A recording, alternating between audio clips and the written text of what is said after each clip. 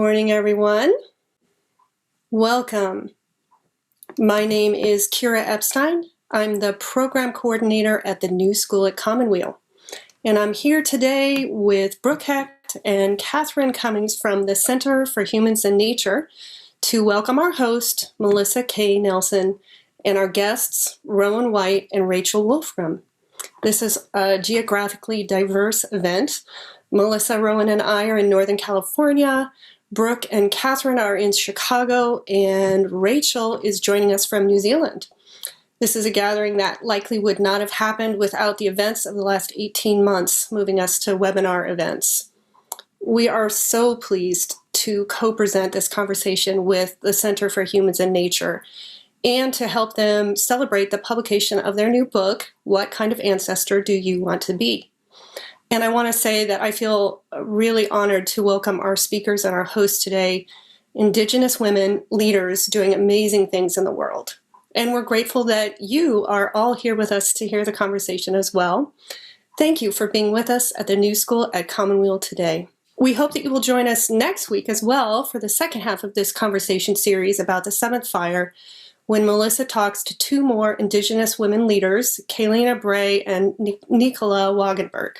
We're recording this conversation, and we'll have produced audio and video files available on our website. You can also find all of our recordings on SoundCloud, YouTube, Apple Podcasts, and Spotify. I always want to thank Ken Adams, who makes this all run from behind the scenes, so thank you, Ken.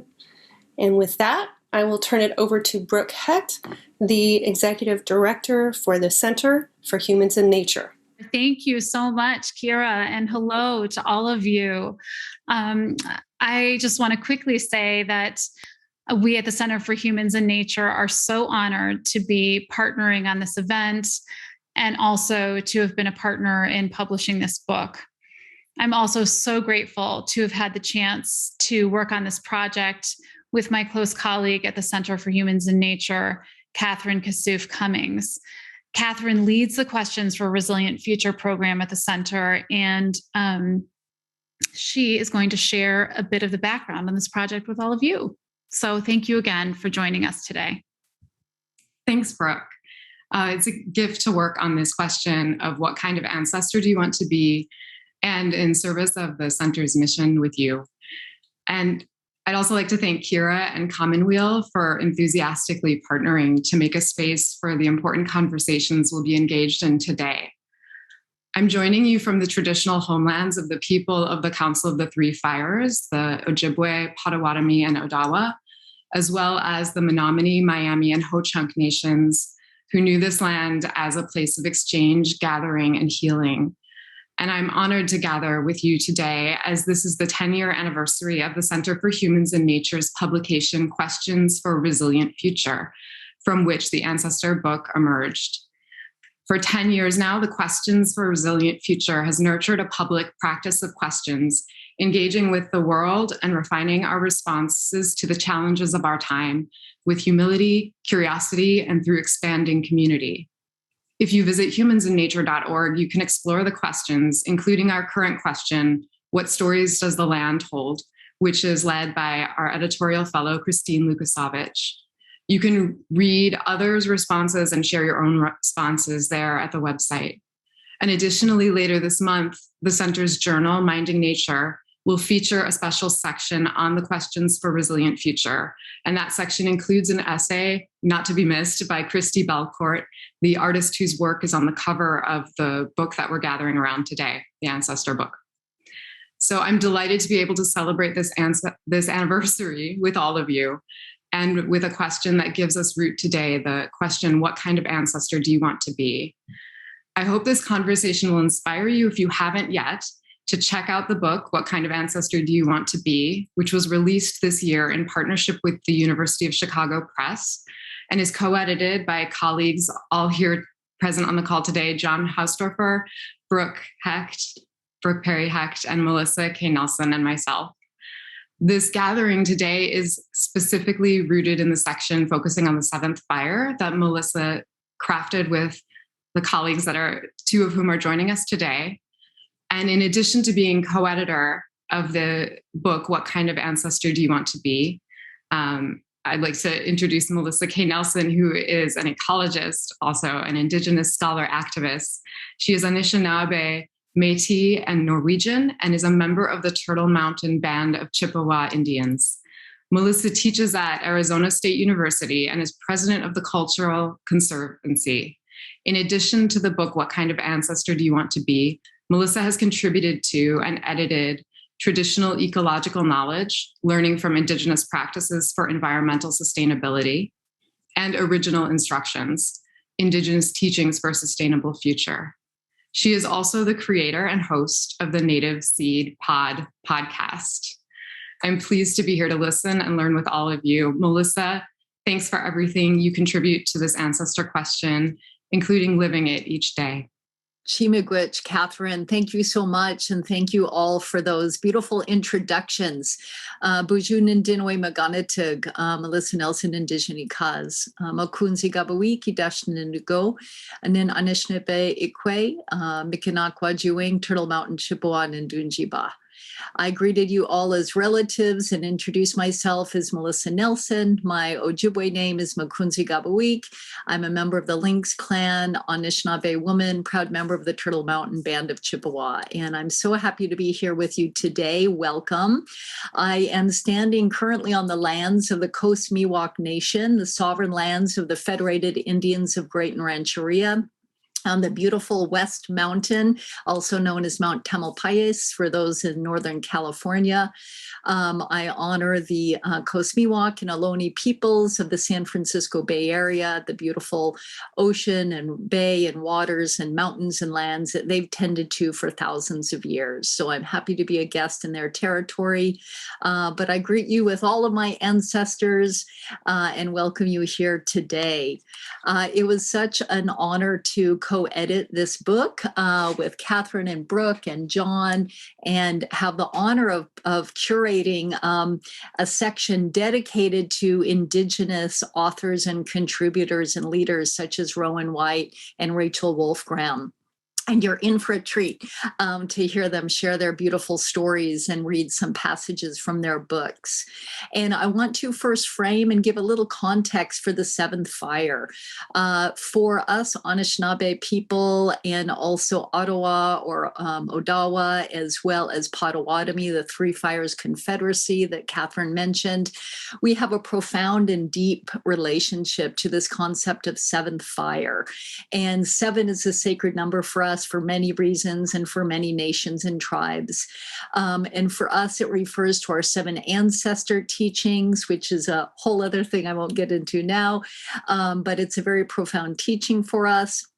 And the seventh fire prophecy really refers to a historic, geographic, physical, and metaphysical journey and migration that our ancestors took from the salty waters of the beautiful East Coast next to Rowan's territory, Mohawk territory, when we were over there, all the way to the sweet waters of the Great Lakes, where we found the food that grows upon the water, and landed in our new homeland as Anishinaabe people and all the different bands around the Great Lakes on both the US and Canadian sides of that border. And again, with the Potawatomi and the Ottawa. And so for us, we had teachers and prophets come to us at these different fires. So the fires represent real physical fires where we put down our villages, we put down our bundles, we went out and gathered our berries, and we made new homelands all up and down what is known the St. Lawrence Seaway or St. Lawrence River, where the fresh water meets the salt water. And so our people migrated one by one, and these prophets gave us different messages along the way.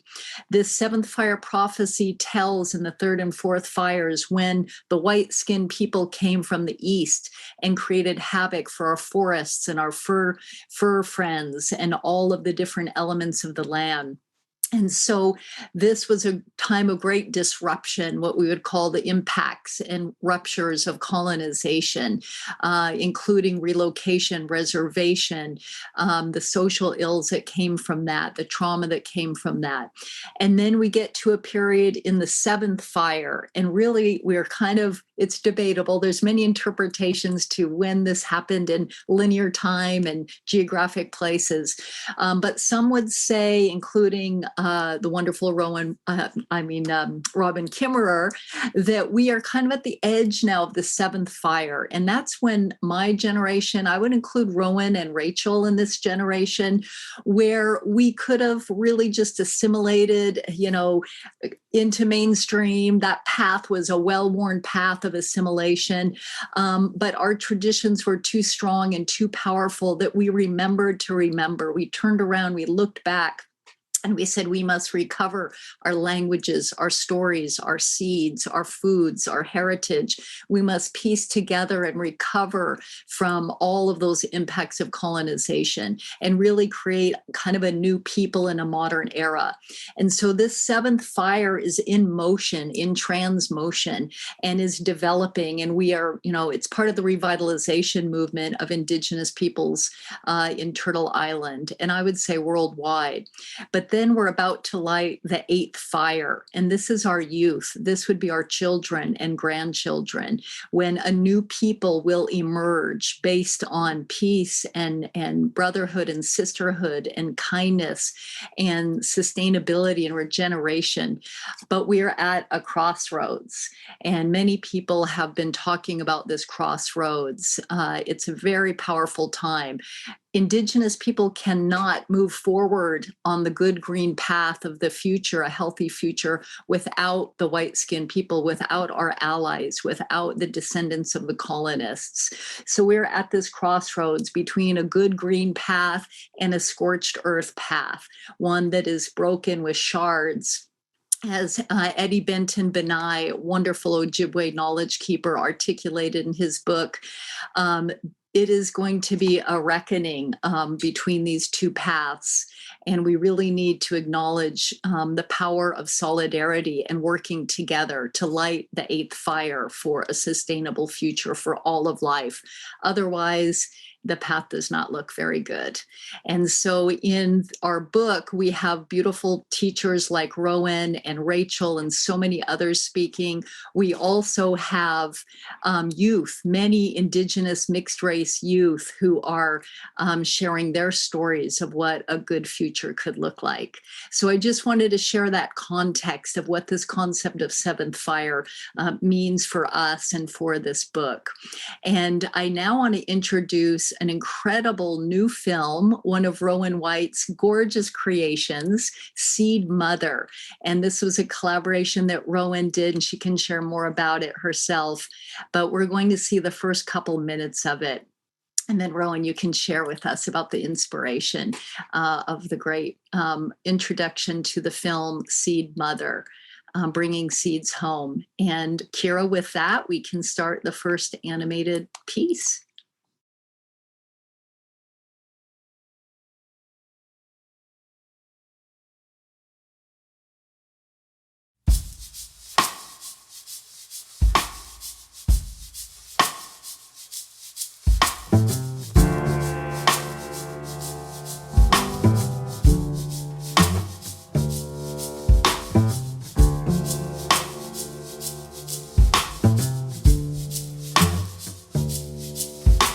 Sacred seed, DNA, the memory of all time. Mother's twin sons, recorded code, creates all cycles of life. Fallen seed, plant and conceive, the up and down worlds collide. Over and over comes this sacred birth, the blood earth sacrifice. Spinning orbit, escort, yea, magnetosphere, dancing in flight. Expands Turtle Island, Pangea, stands sky woman, tree of life.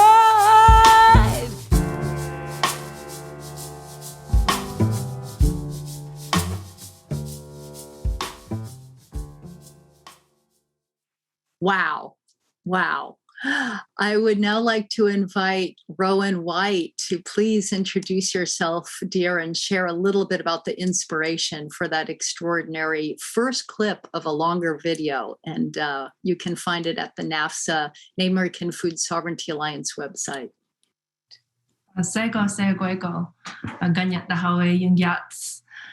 Welcome, everyone. It's so lovely to be in circle with you and to hear the powerful words that my sister Melissa shared with us to really set the stage and really call in the ancestors of all of the lands from which we are joining from, as well as all of you who are attending here.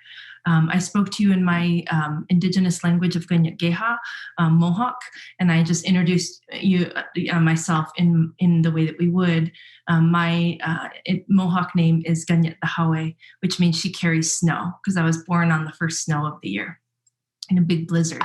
And I'm Snipe Clan from a small community called Akwesasne, which is a Mohawk community that actually is a border community. Half of our communities in Canada, so-called Canada, and half is in so-called United States. So we have an international border that runs through our community.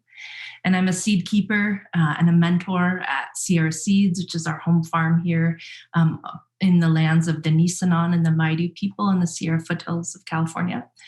And I'm also the founder of the Indigenous Seedkeepers Network, which is a program and project of the Native American Food Sovereignty Alliance.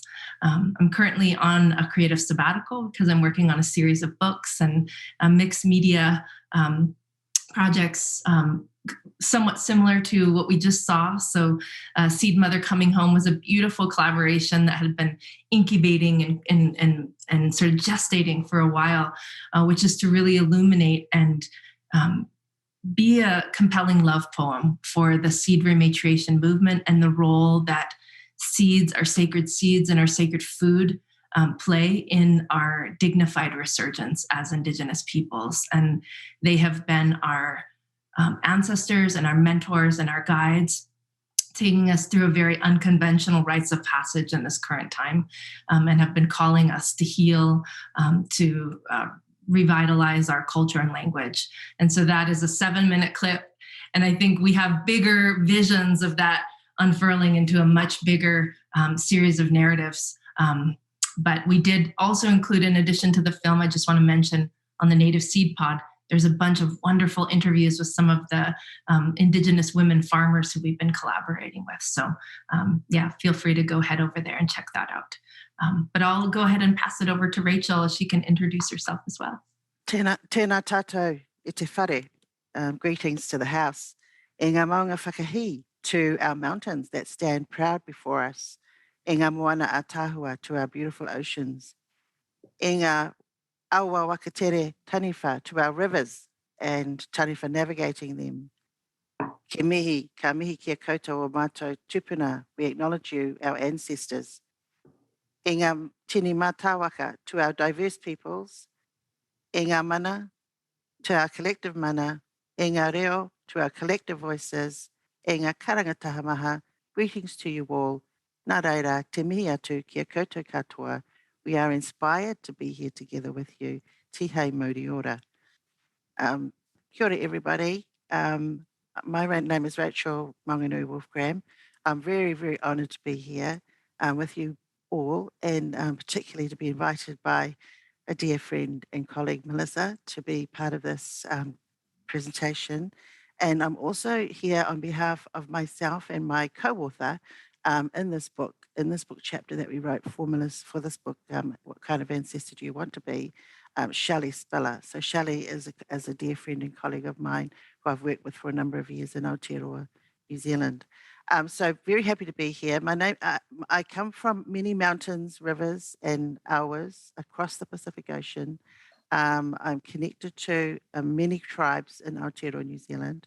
Te Apodi from the northern part of New Zealand, Te Whakatohea from the Bay of Plenty area of New Zealand, and Ngai Takoto also from the northern part of New Zealand. I've been involved in many Māori and tribal activities over the years, and I'm a lead claimant in New Zealand. We're going through many tribal claimant reclamations at the moment with the government, thousands of tribes actually in settlement with the Crown as a result of colonisation. Lead claimant on a tribal claimant, a whānau claimant, ngā whānau o Rangiharipo, which is from my whakatohea side, and also for the Māori economy. In my day job, I work as an academic. I'm an Associate Dean for Māori and Associate Dean for Pacific in the University of Auckland Business School. And I've taught Māori and Indigenous economies of wellbeing for a number of years and have done a lot of research in this space. And also, I've taught a lot of in sustainability and responsible business and business ethics. So a sort of multiple, things I bring to the table, really. Wonderful. Thank you both for bringing your ancestors and your work, your rich, abundant work to us now. And I want to invite Rowan again to just reflect a little bit more on the inspiration and where the story comes from in that beautiful animated piece. And your beautiful piece in the book talks about seeds as ancestors. And when I quote you or mention that to folks, non-native folks especially, they say, oh, seeds are like ancestors. It's a metaphor. And I'm saying, no, it's not a metaphor. Seeds are ancestors. So I'd love to hear you share a bit more about that and also weave in the concept that I think you both write about so eloquently, the concept of cosmogenealogy, meaning that we are not only genealogical related to our human family line, but to cosmological other relatives, including seeds and stars. So if you could start us off, Rowan, with some reflections on that beautiful story and your relationship with seeds as ancestors, that would be lovely. Absolutely. And so what we were referencing, and Pura Fay is the musician in the background, and you can sort of hear the creation story being alluded to in her lyrics. That was inspired by the Haudenosaunee creation story. And what I like to center and remind us all is that we all descend from people who had an understanding of what the original instructions in the creation stories are. And those creation stories never ended, right? Like they're still unfurling in real time as we speak. And the piece that I wrote for the book really talks about the honor and privilege that I have of being a farmer and a seed keeper, and how the seeds and the foods in the land have really helped me to come into a better understanding of what it means to be a responsible descendant here now, and also a good future ancestor. In my coming back to the land and seed after many years of disconnection through acculturation, genocide, boarding schools, all of that, I began to come back home to this understanding of my relationship, my kinship with the foods and seeds that fed our ancestors since time immemorial, and understanding that we are literally lineal descendants of the foods and seeds that feed us today, and the way that they interweave into our ceremonies and our rituals and our everyday life, and centering this idea that since the dawning of time, we literally are related to them. And I'd love to read just a short passage from my essay in the book to just sort of illuminate that. And then I would love to speak into that a little more. I say, as a Mohawk woman, I say these seeds have been with us since the beginning of time. When I look into this basket full of corn we are planting, I am reminded our creation stories never ended. They unfurl into a continuous cycle of creation that inspires renewal each new day. These seeds are an intergenerational gift from grandmother to granddaughter since time immemorial. As it's been told to me by my elders, the seeds are a reflection of the people. When the seeds are weak and struggling, it means our communities and nations are struggling.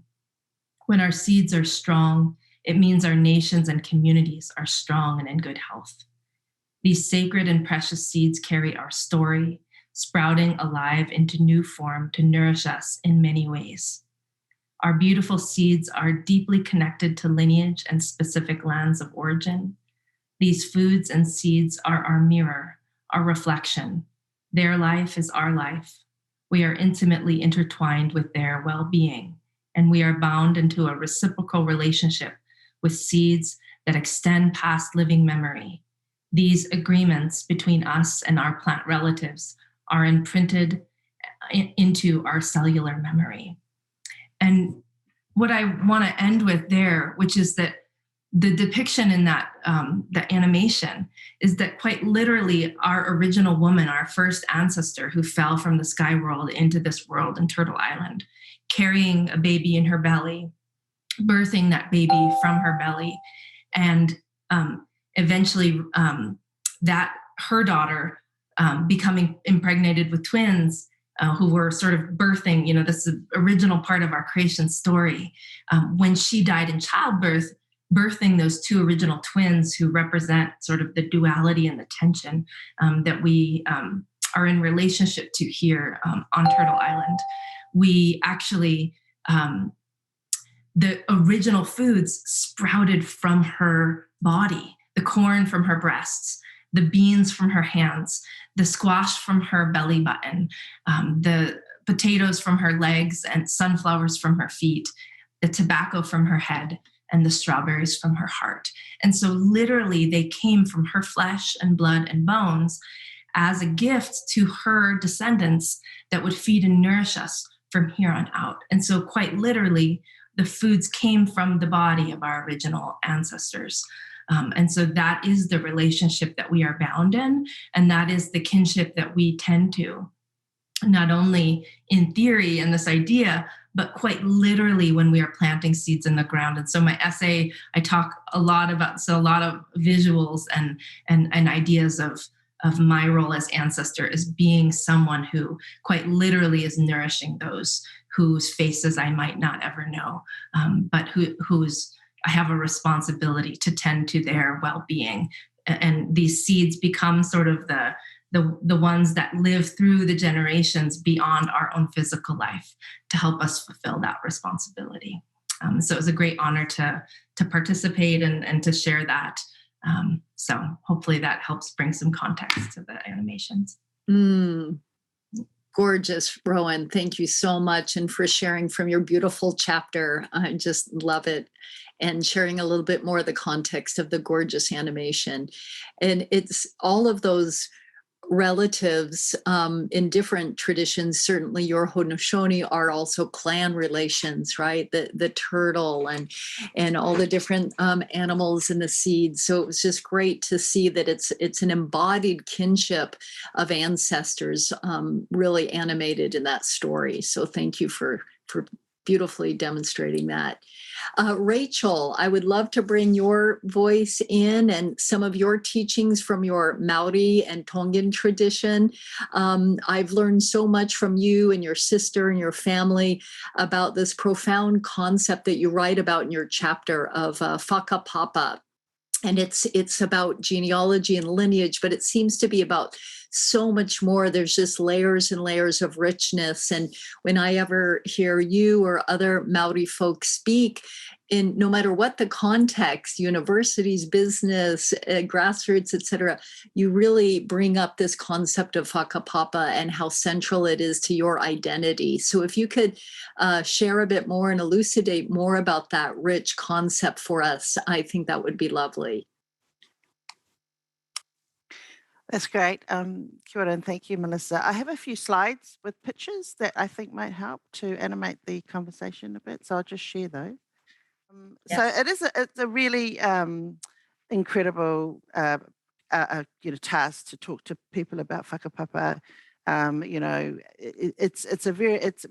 We can hear it resonate actually across all of our Indigenous communities. It's not sort of something that's very unique to Māori, but all of those that are involved in a movement to create, to recognise the sacred ecology which surround us. Actually, that Whakapapa resonates across those voices. I've just chosen a couple of quotes here just to move us into the conversation But first of all, there are sort of different ways of thinking about whakapapa, but it is really about relationships, about connecting and layering those relationships across time and space. So there's an element of eternity to the concept of whakapapa. And it is, as you've said, Melissa, it's also cosmological narratives. And we use these to connect ourselves to the past, present, future, and to all of the environments in which we find ourselves. So a couple of quotes, one from an expert, one of my own, tohunga scientist, Māori scientist, who's passed on now, but has left us with wonderful legacies. He says, every living thing has a pathway of growth.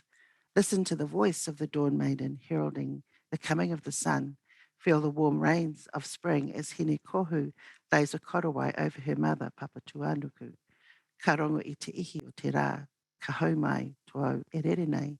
So this is a reference to Pt1, who was our Earth Mother, the name that we give, similar to your story, Rowan, but we give the name Pt1 to her. So the second quote is another one that's quite interesting. It comes from Max Delbruck, who's a Nobel Prize winner and considered the founder of molecular biology. It's interesting too. It says any living cell carries with it the experiences of 1 billion years of experimentation by its ancestors. So this is really interesting because we've talked about moving into the future and even things like transhumanism in our conversations, even artificial intelligence. And what is, when we think about the future, how do we relate to whakapapa in terms of the futures that we're moving into? So it's something that it's we're using it to help us to think about a whole raft of things. So this is a picture of Poe, one of our my brother-in-law, Wekuki Kingi, who Melissa had mentioned, was a tohunga whakairo on this, and my sister Tanya, who Melissa knows, is also linked with the project, as am I. But this is a really cool sort of depiction of our links to our ancestors, and whakapapa is 100% in all of this. So whakapapa inspires many, many things, not only our rituals and our engagement with each other on marae and hui. It's expressed in waiata, in song, in dance, in carving. So it's really something that animates and encourages us to express ourselves in many ways. So we use it. So they're the pair there, one of the couples on the po there, Papatuanuku, Mother Earth, and Ranginui, Sky Father. And so we use the whakapapa as a genealogical recital to remember, to renew our spiritual, ancestral, terrestrial, cosmological, social, political, collective, and individual relationships. So you can see it's completely embedded in that, and it does relate to many things. And another way in which we think about whakapapa is this idea that we are the environment. So the sayings like ko ahau te moana, ko te moana ko ahau, I am the ocean is me. So we don't, so whakapapa helps us to understand that we are in relation. And I know that this resonates again with the kaupapa in the book, and with the kōrero that you've been talking about, Melissa. So whakapapa isn't just about genealogical narration, but it also motivates us and inspires us to actual action. So it's because we are the environment, because our ancestors are the mountains as well as our social connections, it inspires us to protect and be active agents in making changes to care for our lands, to protect and care for our oceans and waterways, to care for our livelihoods, for our future generations, and for all of those species who are our relations and who we share our home with. So I hope that, that's given you a sense of stuff. We are, whakapapa is we belong, therefore we are. And so when we do our identity, when we share our whakapapa in terms of the social dimensions of whakapapa, it's just one aspect, it's just one way of showing that we are connected and we belong, therefore we are. I hope that's been helpful. Beautiful, so layered and rich and lovely. I loved your images as well. Kia ora, miigwech. Rowan, do you have any reflections on Rachel's beautiful sharing there about the Maori concept? Sure. Yeah, I just think it's so helpful to have a taproot, right? To have this understanding. And I think what I would like to invite, I guess, the attendees as well, is to be thinking about Rachel and myself descend from people who have rich, storied cosmologies and narratives and cosmogenealogies. But I think the work of the time is to remember that we all descend from people who have this understanding. And the invitation is to rehydrate that, is to find pathways. So for me, the pathways that led me to rehydrate this understanding and this knowledge that was very violently stripped from my family through colonization and acculturation. The rehydration of that was through restoring kinship and relationship to seeds and land. And all of us have like a different way in, right? But we all have to find that way in so that we can reweave ourselves back into that tapestry that Rachel so beautifully speaks of, that we are all interdependent. We're all in relationship to each other as humans, but also to the multiplicity of beings, seen and unseen. I'll say that as well. There's a lot of unseen beings who we are in relationship to. And so food and seed can be a really kinesthetic, somatic way of finding our way home, because those foods go into our body and they enliven us, and they help us to remember in ways that our brain can't, right? It helps us to understand that way. And so that's the invitation, I think, or the call to action in this circle today. All of you have come here for your various reasons. The calling is to figure out what is that pathway home for you in your small circle of relatives, so that we can, at this crossroads, as Melissa talked about, that we can move forward on that green path and remembering and rehydrating all of our indigeneity and those stories that so desperately want to be tended and cared for, those beings who want to be in kinship, because we are actually in kinship. I mean, that's what Rachel was just talking about. It's not that we aren't in kinship with all these things. It's just that many people have forgotten that we're in kinship and we act otherwise, right? We act in ways that destroy and disrespect and harm and hurt. And so what are the ways in which we can enliven our understanding of the kinship, the web of kinship that we're held in each and every day, I think is the calling of this time that we're in. Absolutely. It is the calling of our time. Thank you for that passionate, invitation for all people to remember, and, that we do have these traditional knowledges and these kinships within us. And it's a matter, I love your emphasis on the verb rehydrating. It's such an important way of thinking about rehydrating those seeds within us. So thank you, Rowan. And I want to get a little more pragmatic for all of us. It's pragmatic to us, but it's sometimes harder for non-natives who have, forgotten or have been affected by the cultural amnesia of the Eurocentric paradigm to forget this kind of connection that all humans, it's our birthright to have this connection to all of life. But one impediment that kind of makes folks feel like this crossroads, we're kind of heading off the precipice. And I think Mother Earth right now with climate change is trying to shake us up. She's got a fever. She's hot. In some places there's flooding. In other places there's drought. There's fires. There's earthquake. We're at a time of tumult and change. And again, that was prophesized in our Seventh Fire prophecy and in many prophecies around the world from many different traditions. But one of the biggest barriers, I think, is our current economic system, the way that our economic system has been so based on extraction and commodification, whether it's our seeds or our foods or each other, life itself with genetic engineering.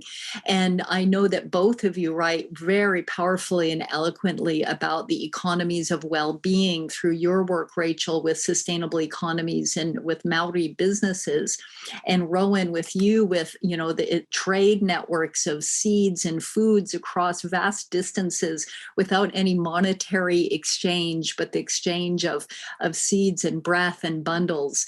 So if you could both speak to about this emergence, re-emergence, if you will, rehydrating our economies of well-being, to again create this path that is a positive and a green one rather than one of further extraction and destruction. So who'd ever like to jump into that, please feel free. Rachel, if you wouldn't mind, that you speak so beautifully to it. Yes, and you wrote about it too, Rachel. So yes, about your economies of well-being work, I think is so critical to this question. Kia ora koutou. Back to Rowan's idea of rehydration of the seeds. I absolutely love that too. When you asked me to write this chapter with Shelley, my colleague and friend, the first thing I thought of was one of my ancestors, her name is Waimirirangi. Waimirirangi, which means sweet waters from heaven. And so when Rowan's saying rehydration of the seeds, I thought straight, I was inspired straight away. So that's fantastic. Thank you so much. Economies of well-being is something that we've been working on for a while. In Aotearoa, New Zealand, it's surprisingly, we have our government, our new leaders in the Jacinda Ardern Labor government has actually brought in budgets, and they've called them well-being budgets, and you know, so the way that they talk about well-being in the mainstream, though, is slightly different from how we might think about well-being from a Māori and Indigenous point of view. So essentially, in our economies of well-being, we turn everything around. We don't focus on GDP. We don't focus on gross national product. We don't focus on all of those quantitative measures which governments rely on to, to boost their economic, power bases. But we actually look at economies of well-being, centering it with ora, O-R-A. Ora is basically the Māori word for well-being, and it's really powerful because all of our words, all of our language, it's hau ora is health, Māori ora is well-being, Manawa ora is like resilience and hope. So ora, and thank you, for putting that up, well-being. So all of the way in which we engage with each other in business and so forth is going to be centered around our values, such as putting order at the center of it. So it's a nice way to sort of switch it up and not be thinking about economies in the same way, the take, make and waste paradigm that has been consistent over the last 150 and 160 years through, and Miigwech, thank you, Rachel. And Rowan, if you can please add and share to that with your great work with food networks and trade networks. I think we're at a time where many have been indoctrinated by the capitalist narrative so much that people, I think, can conceive of the end of the world happening before the end of capitalism, right? Like we actually think, like people think that way. And I think what we need to understand is that that's a manufactured system of scarcity. And what we understand from our original teachings and our Indigenous ecological understandings is that we live inside of a world that is actually centered around an economy of abundance. That, and the seeds, I'm an apprentice of the seeds themselves.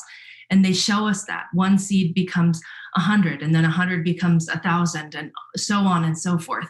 And if you look at the natural world, there's a constant generosity or benevolence that's happening, a caretaking, an interdependence of this economy of well-being.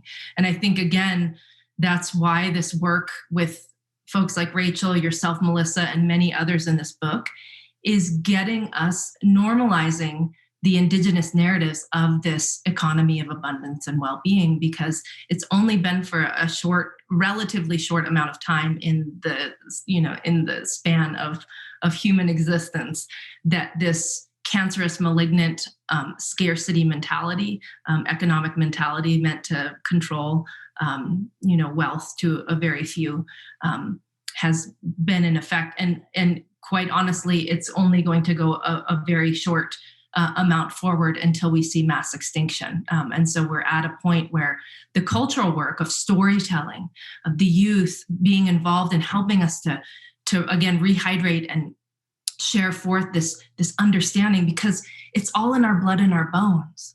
When you begin to talk about this and work with it, it's not a foreign concept. In fact, it's something that we know so deeply, every single one of us.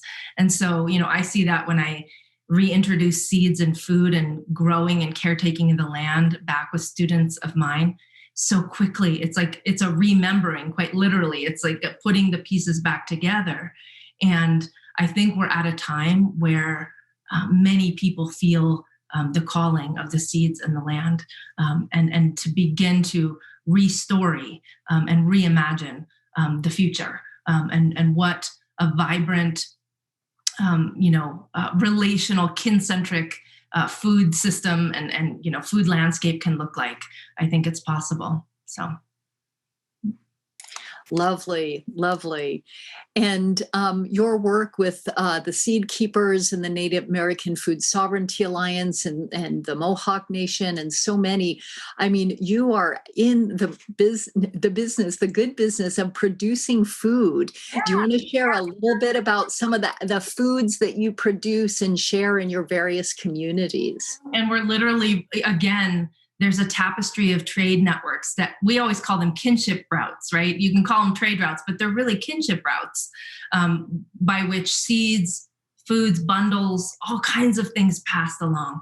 And so what can we be doing with this next generation that is so excited and energized and inspired? How can we reintroduce and revitalize this concept of kinship routes and begin to formulate an understanding of regenerative Indigenous economics in ways that are restorative and regenerative as opposed to extractive. And I think the brilliance of the young people coming forward in this time are capable of receiving that call and envisioning that into the future. Mm-hmm. Absolutely. And, I want to bring us into the concept again, a little bit of time and Indigenous concepts of time versus this kind of linear trajectory of the Eurocentric, historical timeline. Both of you are speaking so much, and the whole book, our Ancestors book, really reflects on ancestral lineage, ancestral knowledge, how it's not just in the past, how it's very much living and dynamic in the moment. Our ancestors are with us right now, and how that's so much a part of envisioning Indigenous futures. And so there's this whole new realm of young people envisioning Indigenous futures using science fiction and technology and creativity. And I know you both do multiple creative things, painting and film and animation and sculpture. And so I want you to reflect a little bit on how your ancestors are present with you, with us, and how we hear them when we're engaged in creative, non-cognitive or non-linear activities. So I'd love to hear a little bit more about your creative process and how that connects you with your ancestors in the living moment.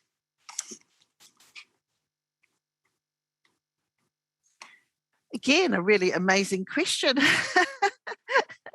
I think, we sit here and we are surrounded by our ancestors, both our family and our environment, and all of our inspiration really comes from both of those things in all of our creative works. And so when, as Rowan was speaking, as I said, Waimirirangi is one of my ancestors who I often reflect back on.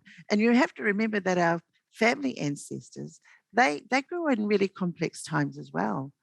Sometimes they grew up in environments where it wasn't easy for things to sprout.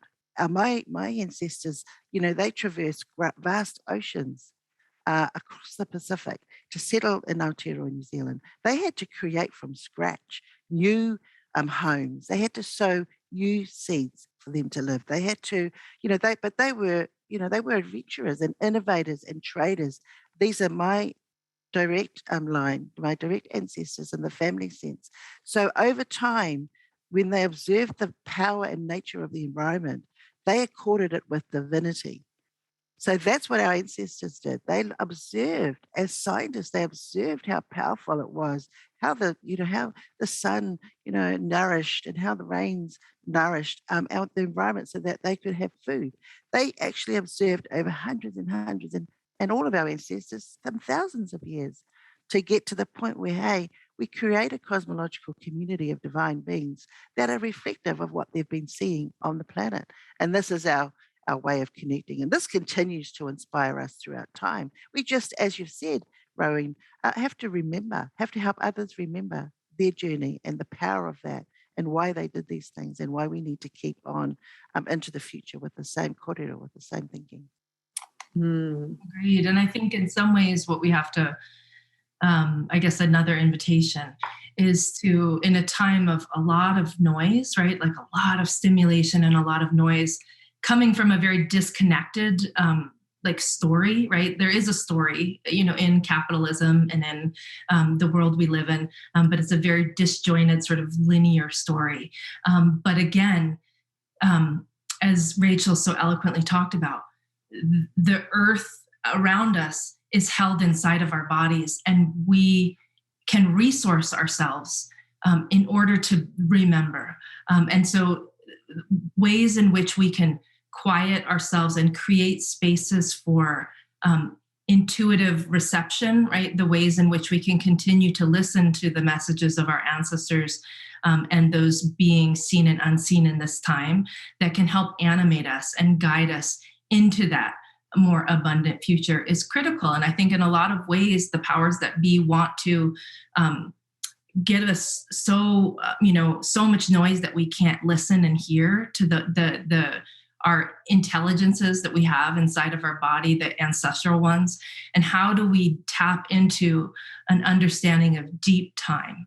And the seeds have taught me that, and I'm just a humble apprentice of them, is that they tell me that, when they sprout into being now, they're stitching together past, present, and future in that one little bundle of seed. And so there's all sorts of teachers that can help us to understand sinking into that bigger, deep time and resourcing ourselves from those ancestors. We all have ancestors who did great and beautiful things, and we have ancestors who lived in complex times who did things that were difficult to reckon with.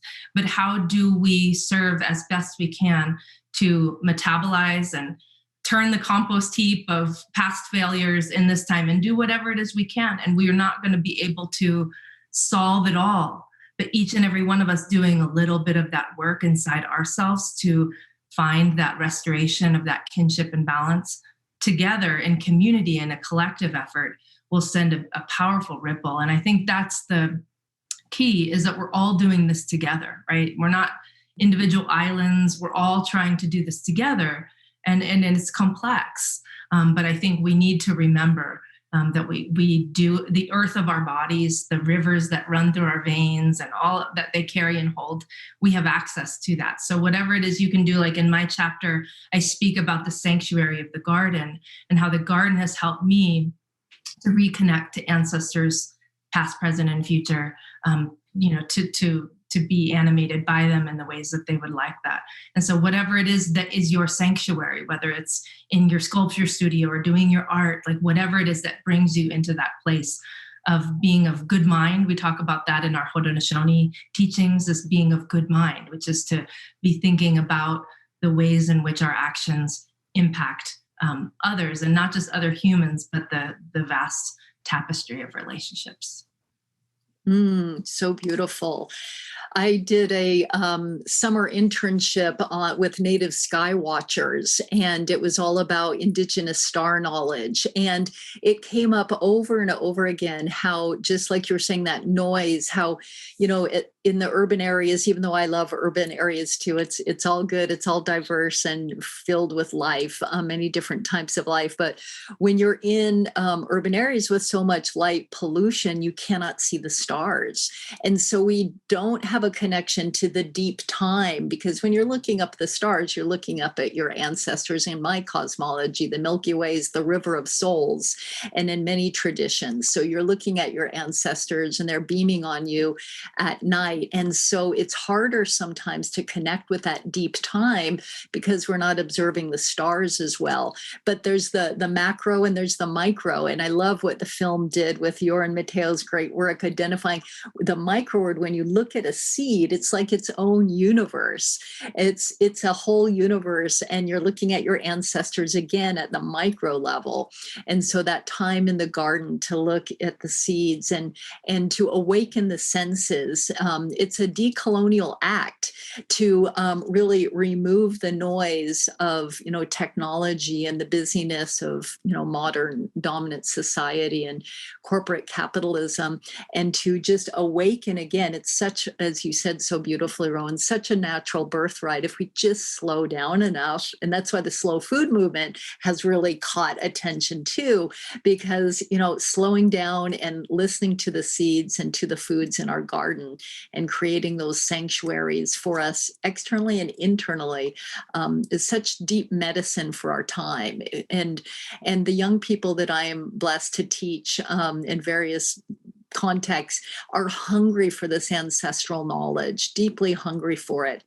So when we did this Guardians of the Waters youth program, which we'll talk about next week with Kaylina and Nicola, so many young people were just deeply connected with the plants and with the seeds, and even coined a new term, Plancestors, because they realized plants were their ancestors, and it just awakened this whole other connection to the natural world and to get out of the isolation of technology.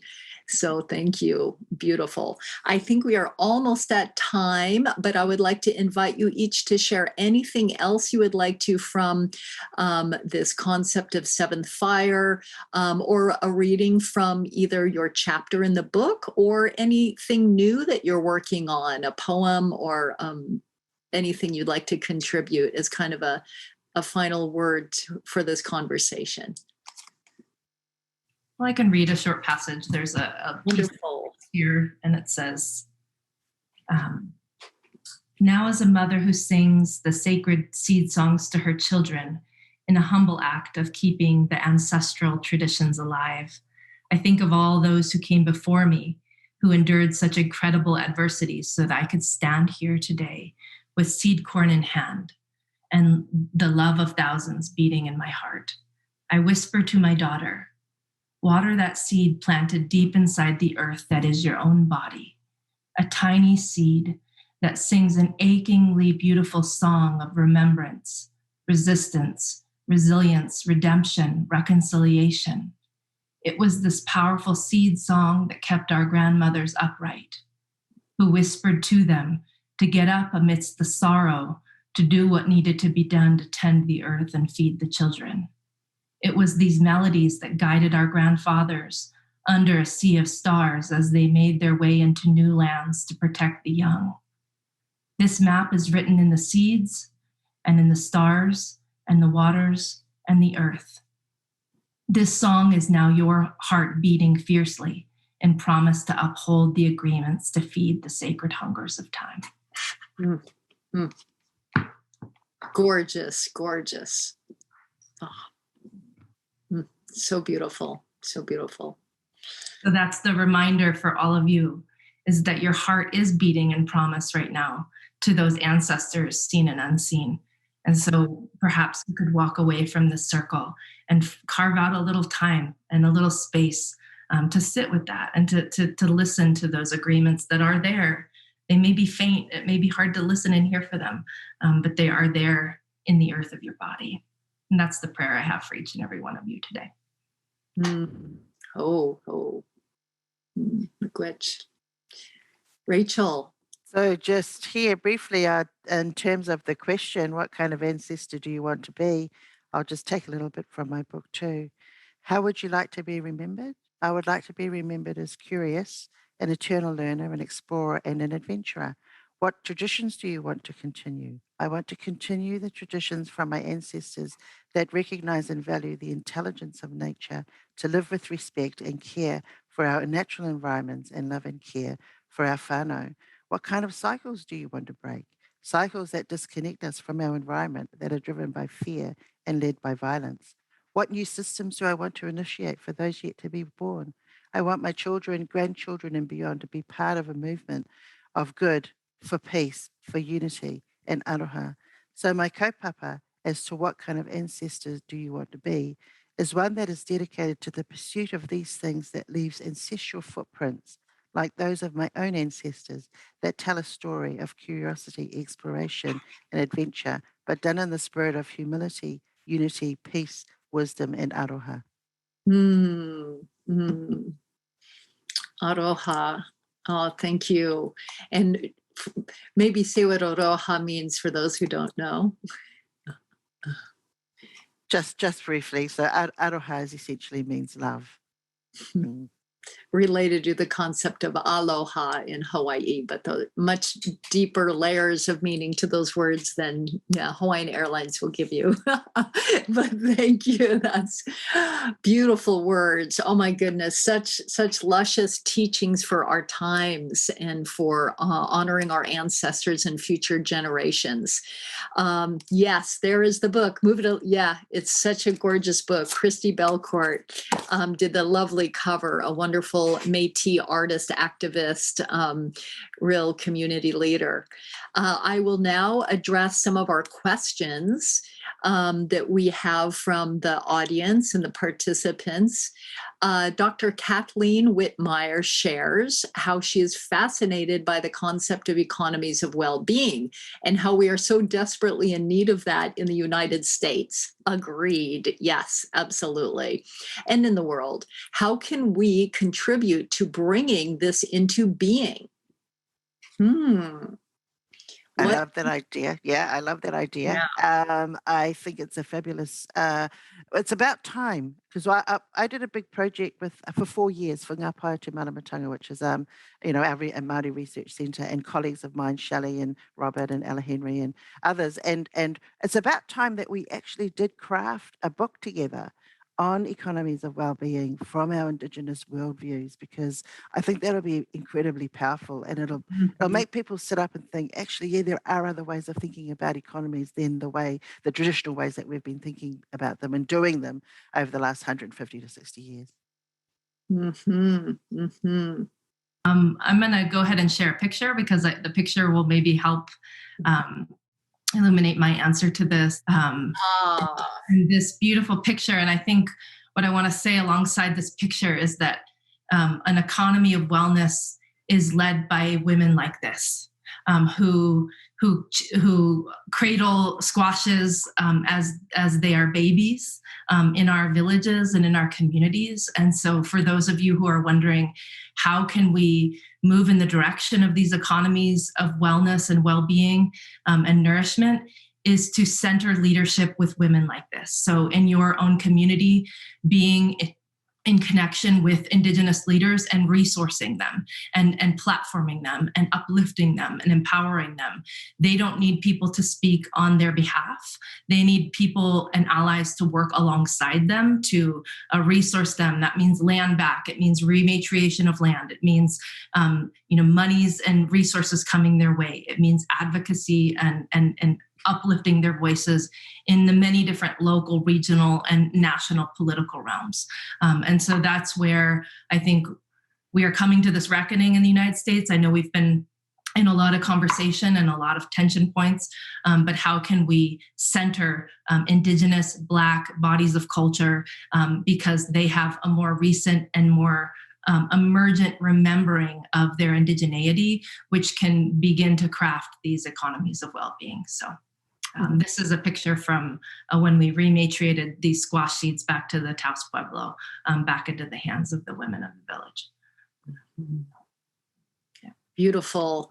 I would just, in alignment with both of you, I would just add too that really honoring, economy just means care of your home, care of your household. We need to take back that word. It's the same root as ecology. It is about our home. How do we reclaim taking care of our home in our own household, with our families, in our community, and that to restore economies of well-being, we have to work locally. We really have to understand the impacts and the carbon footprint of eating apples from New Zealand or buying things that are made made 5,000 miles away. That is not sustainable. And that to embrace local economies is to support local farmers and to support local Indigenous women, like Rowan said, with resourcing and making space and opening up spaces and making connections. So just wanted to reinforce both of your points. I could just add one more thing to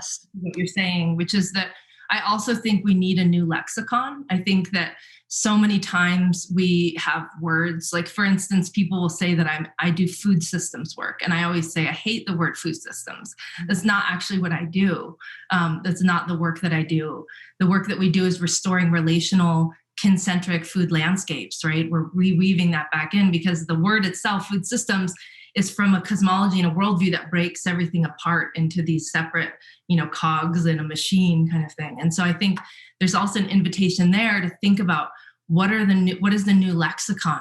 Maybe it is bringing Indigenous concepts and words, as Rachel has brought to this conversation, and normalizing them and bringing them into this place of words that envelop and embody a bigger concept than English can, right? English is the language of my ancestral enemies and is very limited, and it reinforces a very constrictive worldview and understanding. And so I think we do need a new lexicon for how we're going to talk about what we're birthing into the future.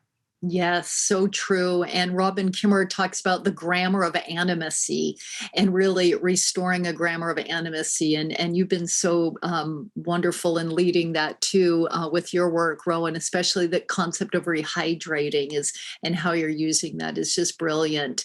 And let's move on to another question here. Kira, again, we go to the half past the hour? Yes. Okay, perfect. Just want to double check. We have some really wonderful other questions here.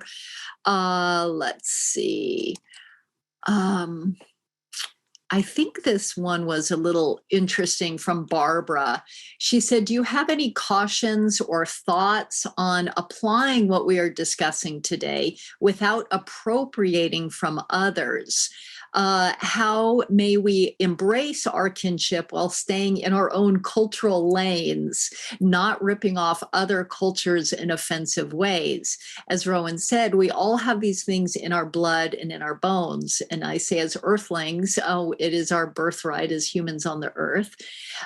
So we are all related, I believe, as one family, but there must be guidelines for behavior and how we do this. Do you have any suggestions or cautionary tales for rehydrating your own ancestral wisdom without appropriating others? Great question, Barbara.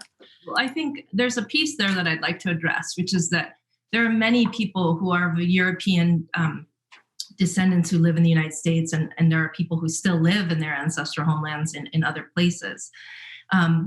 I think what we need to address and reconcile with is this concept of white supremacy and cultural superiority, and which has been plaguing the globe through colonization and its various entities. And so I think a lot of the work initially is doing that work internally to understand what are the forces of cultural superiority that perhaps took your own indigeneity from you, and perhaps whiteness in the way that it shows up in this, superiority complex.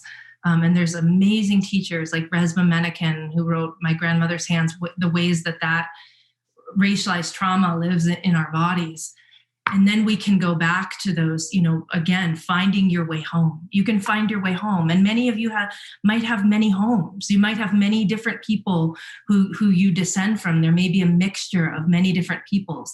There have been instances throughout history where many different tribal entities or people or nations have lived in relative peace among each other, recognizing that diversity is the key to our resilience, and that there wasn't a desire for this sort of monoculture or homogenization of everybody, but that each and every unique ethnic group or cultural people had their own place in the bigger web. And so again, I think addressing the way in which white supremacy and cultural superiority lives in all of us, and we're all complicit in some way, shape, or form to that perpetuation of that.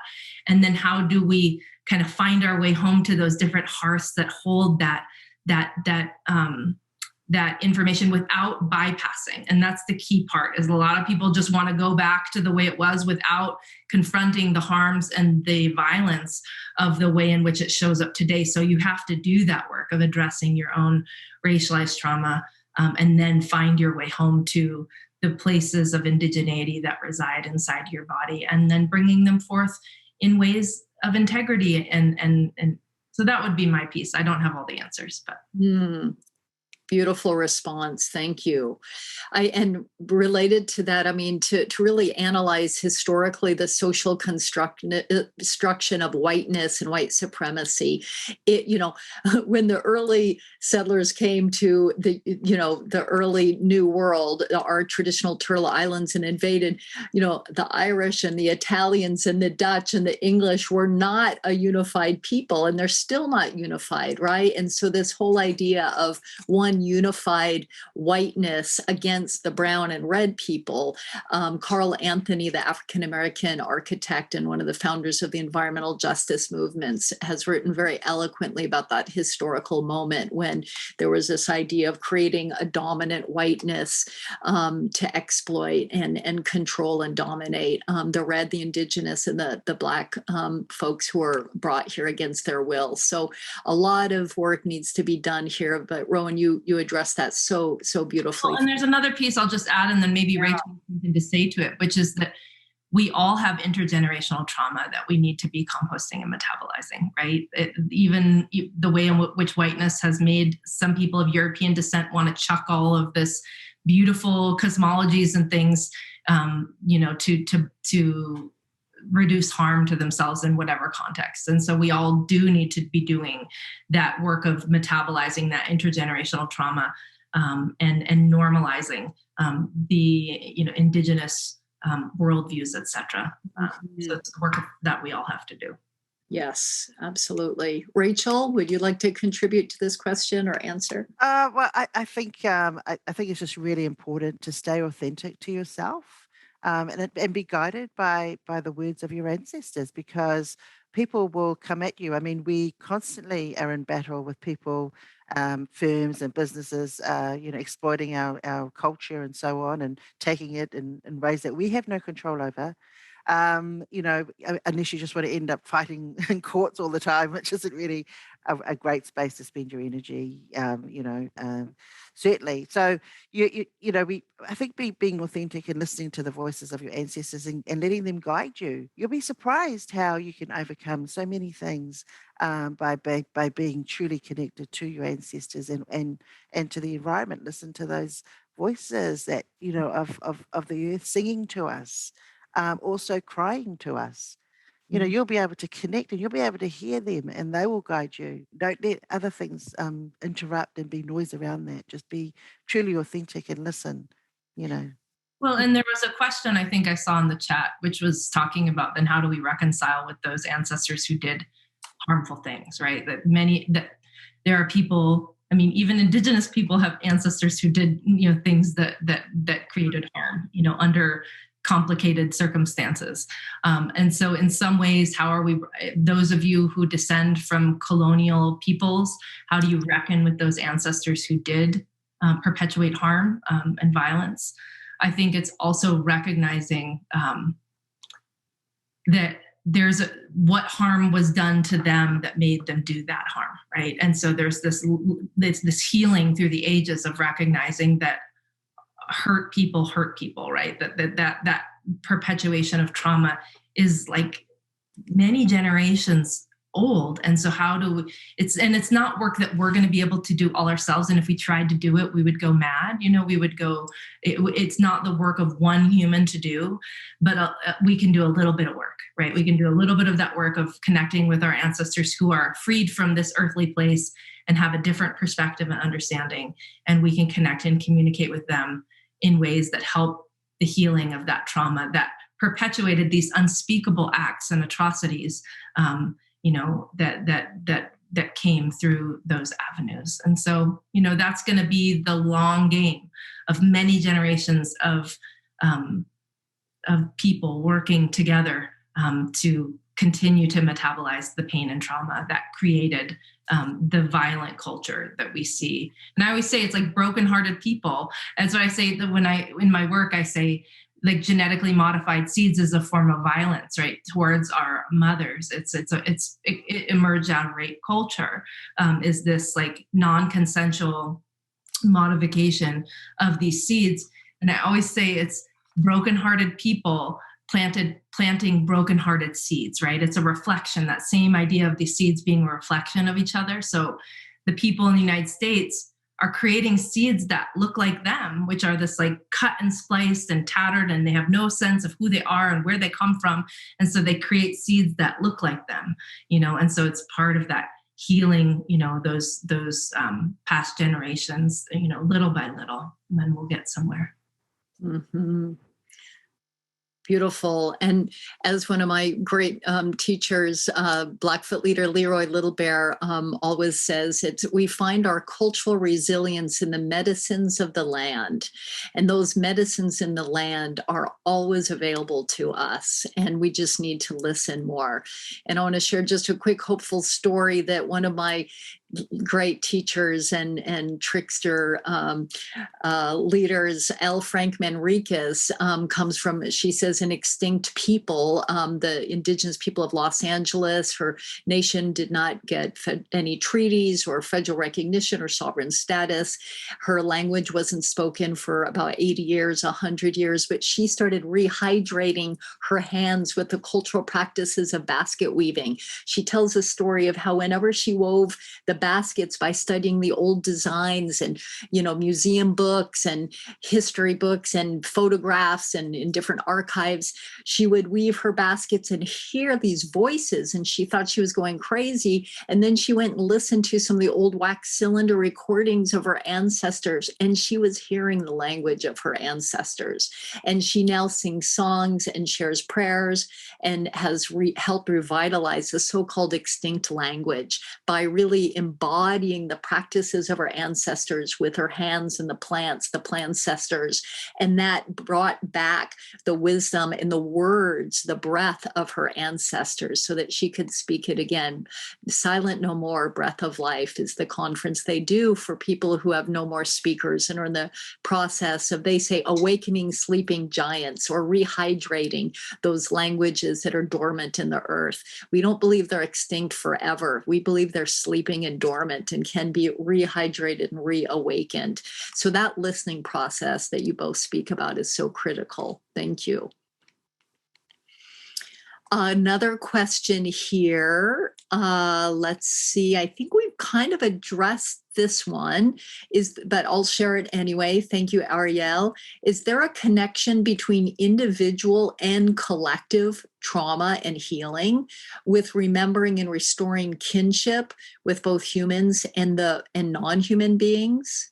So the relationship between individual and collective trauma and healing, which I think you spoke to, Rowan, but maybe could share a bit more about that. What I would like to center is that this work is inherently collective work, right? And so you have to find your people to help you, help you find your people. And I say people in a broad context. It might be the non-human people, right? It might be the plants and the animals or the minerals. But the weight of the work of this time, you can't carry it on your shoulders all by yourself. There's work that you have to do inside of yourself, but the weight can only be carried by the village. And we live in a time of a splintered village. We recognize that. But if, finding a little pod of people who are like-minded, who want to shoulder in and do this work, I think is critical in keeping our sanity and feeling that sense of belonging that I think we're so hardwired for as humans. And so I think, finding groups, like I've been doing somatic abolitionist work with Resma in like a study group. So finding people who do this together, even just having a food summit, an Indigenous food summit or a workshop like we've had, Melissa, at the farm there, bringing people together and eating food and touching the food, it brings a sense of that healing. Like we start to, again, turn that compost pile of the pain of people feeling disconnected. I mean, so often I've taught a seed keeping workshop, and then people will be weeping at the end. And they said, I never knew this was something that I missed. You know, like so many people who are alive today were not given a bundle of this birthright that we all descend from. We all descend from people who made these agreements with plant ancestors that said that we would take care of you and they would take care of us. And so when people start getting their hands on these seeds, it's like same happened for me. It opened up this longing of something we didn't know we missed so desperately, a sadness, a grief. And so when we come together in these spaces, that in and of itself, even though it's a pleasure practice, even though we're doing beautiful things, it helps us to heal. So not all healing has to be, intense and heavy. It can be sharing a feast or a meal or coming together and again, rehydrating these skills and reconnecting with our plant ancestors in that way. So again, I think it's just find your people, find your little group of people, whoever they are, that can continue to do this work alongside you. Mm-hmm. Rachel, would you like to share on the question of community and the collective healing emotion at the moment? I think it's a great question, and often the idea of the individual and the collective and the kind of the difference between it, really you can break through all that if you really just think about us in relation and in relationships, so we don't exist without being in relation to other people. We can extend that because we're in relationship with the environment. We can extend that because we're in a relationship with the animals and the other species that share our environment. We can keep extending that so we don't have to be stuck in individual collective constructs because we are in relation. And I think that's the power of the sacred ecology. And the work that's been done in that space is that it reminds us that, as Rowan has said, we're woven into this kin relationships. And that's really, like communities like we're doing here, we're part of that movement and that rethinking and that reimagining by restating what those relationships are and how they will be meaningful for us moving forward. Thank you so much. I'd like to close our section before I give our wonderful hosts and sponsors a chance to share. We conclude this fabulous book. It's always hard with these backgrounds. What kind of ancestor do you want to be? Just released this year. We close our seventh fire section with a poem by the fabulous Linda Hogan, award-winning Chickasaw writer of novels and poetry and nonfiction, eloquent teacher of the Chickasaw and of Native America. And blessings to you, Linda, who's been such a teacher to Rowan and I and just so many people, such an inspiration. This is Lost in the Milky Way. Some of us are like trees that grow with a spiral grain, as if prepared for the path of the spirit's journey to the world of all souls. It is not an easy path. A dog stands at an opening constellation before you can reach that great helping hand. The dog wants to know, did you ever harm an animal, hurt any creature, or did you take a life you didn't eat? This is only the first of the map. There is another my people made of what is further beyond this galaxy. It is a world that can't be imagined by usual means. After the first, it could be a map to forever. It could be a cartography shining only at some times of the year, like a great web of finery. Some spider pulled from herself to help you recall your true following, your first breath in the dark cold. The next door opens and old woman counts your scars. She is interested in how you have been hurt and not in anything akin to sin. From between stars are the words we now refuse: loneliness, longing, whatever suffering might follow your life into the sky. Once those are gone, the life you had against your own will, the hope, even the prayers, take you one more bend around that river of sky. Miigwech, thank you so much, Rowan and Rachel, for your words of wisdom, sharing today about the seventh fire and our ancestors. Thank you, Melissa, and thanks to both of you. I think Catherine has a few words she'd like to say next. Thanks, Kira. Thank you, Melissa, Rowan, and Rachel. My heart is feeling so open and held after this conversation. And I hesitate to add words after the poetry, but I do want to just share with everyone who's gathered today about the Ancestor book that Melissa and Rachel also held up. I'll hold it up here. That was published with the University of Chicago Press. And I hope if you haven't already found your way to this book that you might after this conversation today, because I see it as one way that we can support each other in this healing work that Rowan and Rachel shared about. It's one place to begin to find some of that community and ideas for what that community holding us in this work of discovering and listening to our ancestral lineages, what kind of ancestor we are to be. And so on that note, I just want to uplift an invitation that I heard from Rowan and Rachel that I'm holding, and I hope we can all find a space today, this idea to listen to the earth of your body and to hear the ancestral intelligences inside of our bodies. And the conversation about intergenerational trauma, I think, is one of the places where it becomes tempting to enter into the noise and the distraction, because doing this work alone, hearing much of that is challenging, and we aren't meant to do it alone. So I hope that everyone joining today feels supported in entering that in whatever place you are in that work, and that you find the community and the support to continue this composting. Thank you so much for all the ideas you've shared and for this beautiful invitation. And Kira, thank you for the space. Thank you so much to all of you. I see that we're at time, and I just want to thank all of the beautiful people who've joined us and the wonderful comments and the words from everyone. It's such an honor for the center to participate in this and to be a part of this community with all of you. So thank you so much. Wonderful. Well, again, I just want to mention that we will have the recordings produced of this conversation. If you are on our mailing list from either the Center for Humans and Nature or the New School at Commonweal, you'll hear when the recordings are posted. And you can also follow our feed on SoundCloud, Apple Podcasts, Spotify, or YouTube, and you'll be able to get the recordings that way. One more reminder to join us next Friday for the second half of this conversation. Melissa Nelson, Rowan White, and Rachel Wolfgram, thank you for being with us at the New School at Commonweal. See you next time.